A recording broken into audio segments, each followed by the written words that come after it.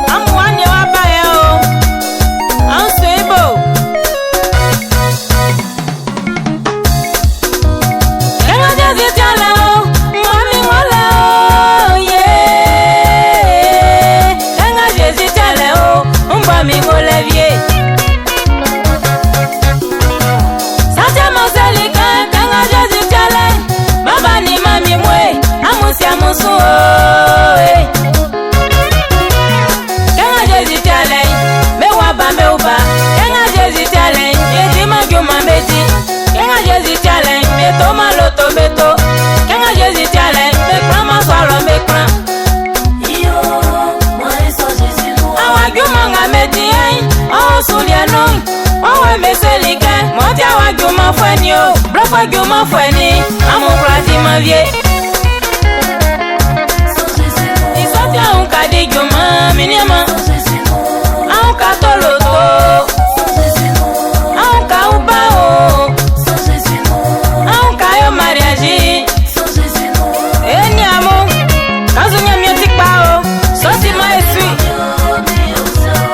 Paula do manuti wanglo wasilele. Wasilele o.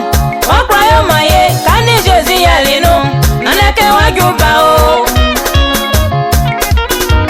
Kenga Josi telefoni, umba mi televie.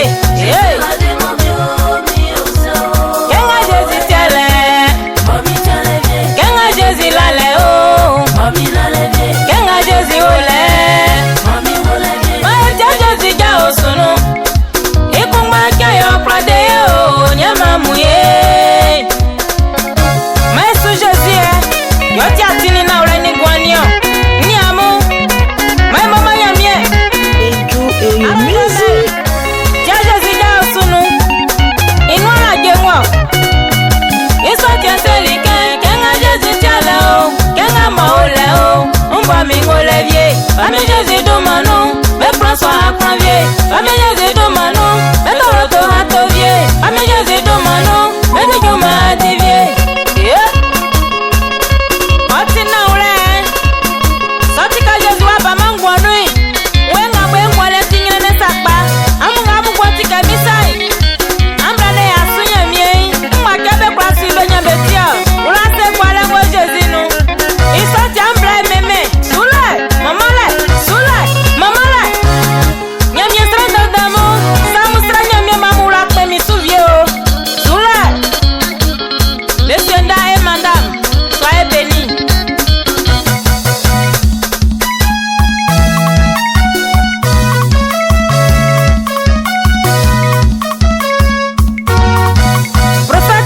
De camp Israël, Abidjan, on y a mis au Dieu, nous